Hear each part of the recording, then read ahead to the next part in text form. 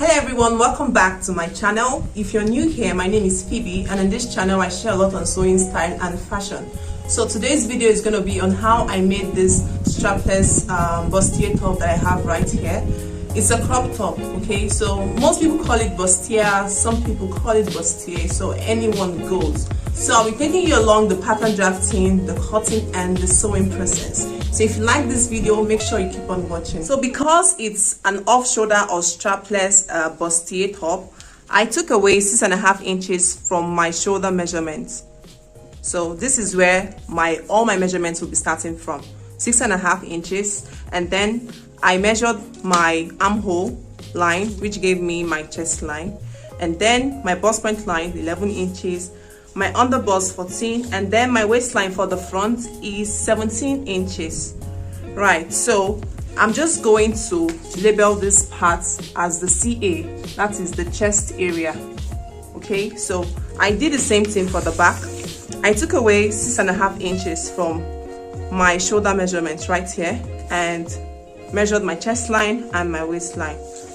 I would divide my bust span measurement into 2 and then add half an inch to that. So when I divide my bust span measurement of 7.5 into 2, I get 3.75 plus half an inch, that's 4.25. So I'm going to mark that right here on my waistline, and I'll do the same thing all the way to this my chest area.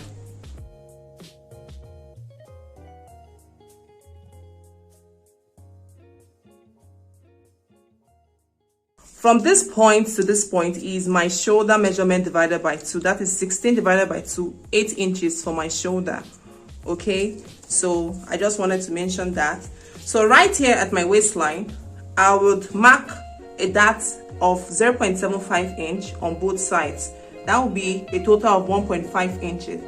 Then on my underbust, I would mark a dot of 1 inch on both sides of the line here. At my bust point line, I would come down by 1 inch like this to tighten the chest area so that the top remains firm on the body.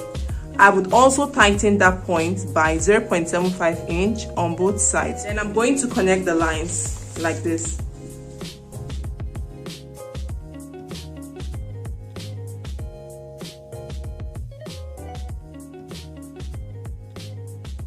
That to determine my neck depth for the front, I'm just going to mark 1.5 inch from my chest area line. Then I'm going to make a connection between the 2 points to form sweetheart neckline.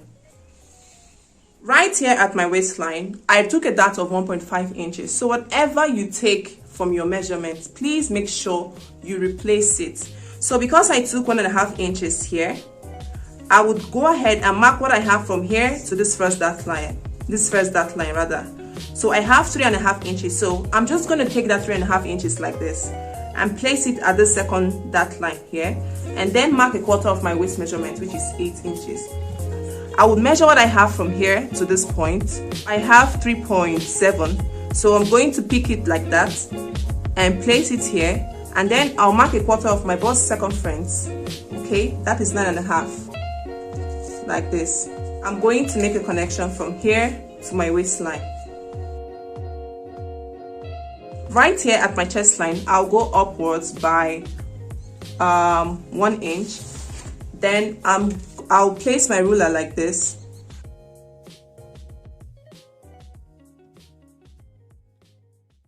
I will add a 1 inch side seam allowance here at my chest line and at my waistline. I'll connect the lines together. After that, I will add half an inch seam allowance to my waistline.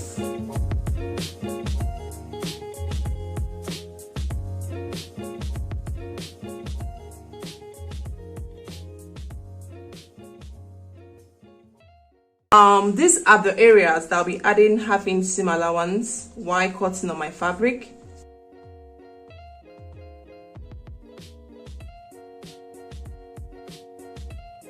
I'm just going to go ahead and cut out my front pattern like this.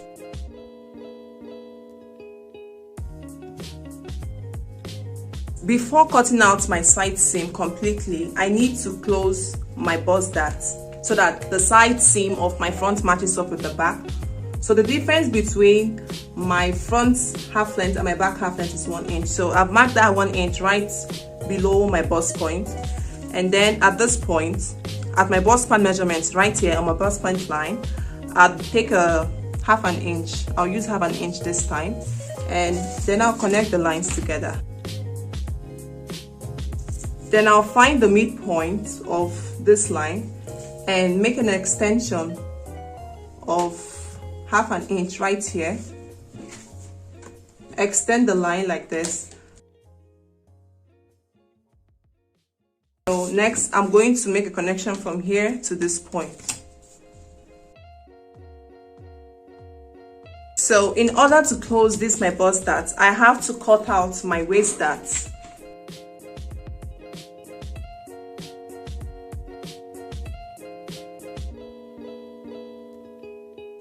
Then I'm going to close my bust dart.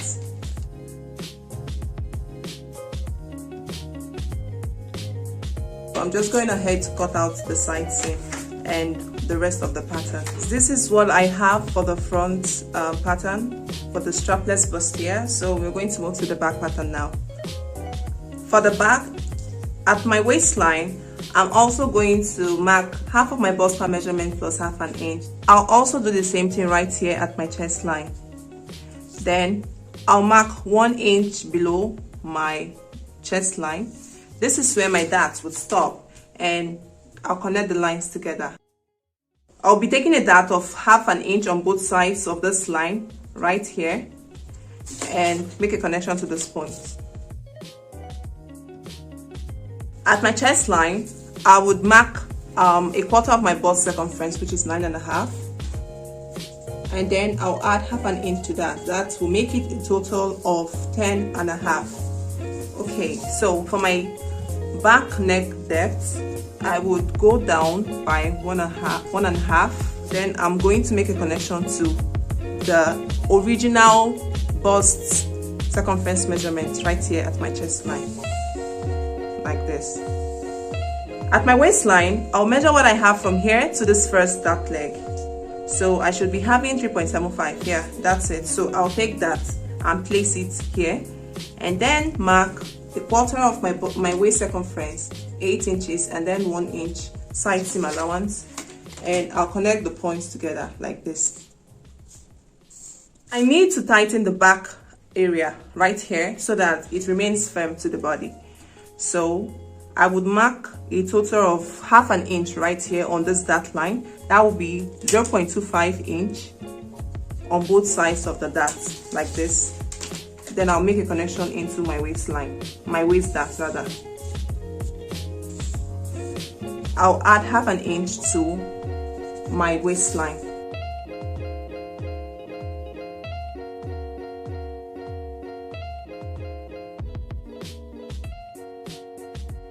I'll be adding half inch seam allowance to this part of the back and also to the top right here. So here are the two pieces that I'll be working with for the back. So these are the materials that I'll be making use of for this project, okay? I have my red sequin fabric right here. I have a red satin to go with it, and I also have my red lining. This is my interfacing and my wadding to pad the bustier, okay? I have matching threads here and zipper. So I'll be ironing my interfacing on my satin fabric and my lining. Then I'll use my satin fabric to cut out the sequin fabric. So I'm just going to go ahead and cut out my fabric pieces. These are my satin pieces for my fabric, okay? As you can see, I cut out the center front on fold, and these are the two side pieces for the front, okay? I also cut out 2 of each of the back pieces, all right? And here's my lining. I cut out exactly the same thing on my lining, and this is my sequin pieces, okay? So here they are. So what I'm going to do next is that I'm going to place each of the corresponding piece of the sequin on the satin.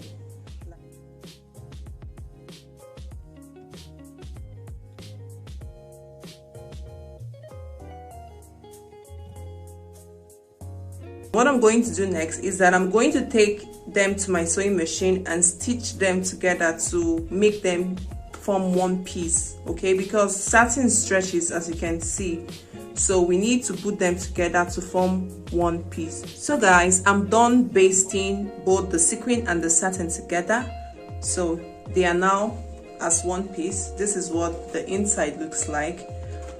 So guys, right here I have cut out a portion of my wadding.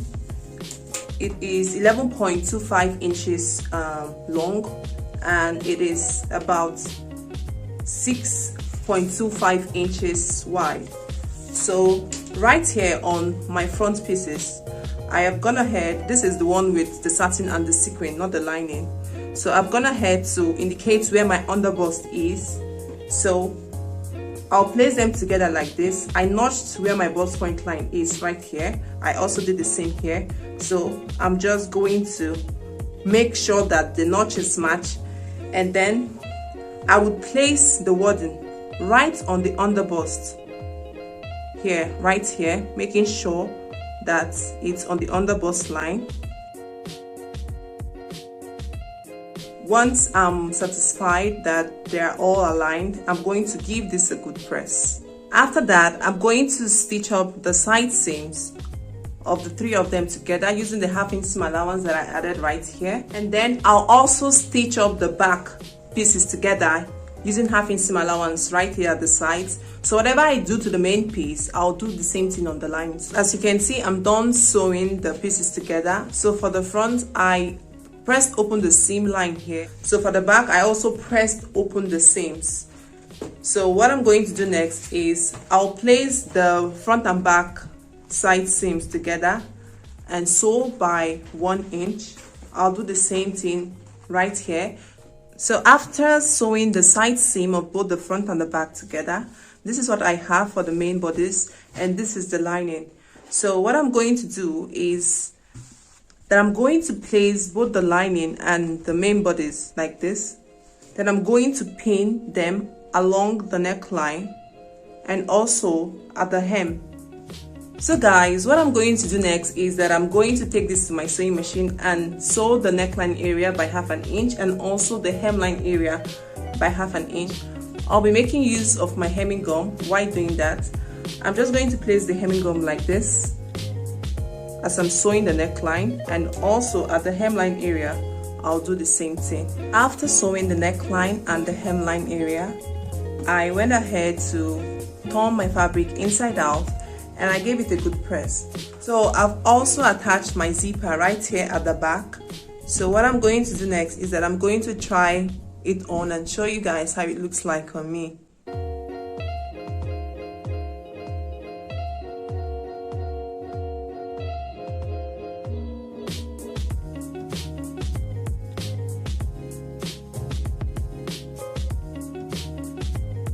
So if this video has benefited you in any way, please make sure you give it a giant thumbs up.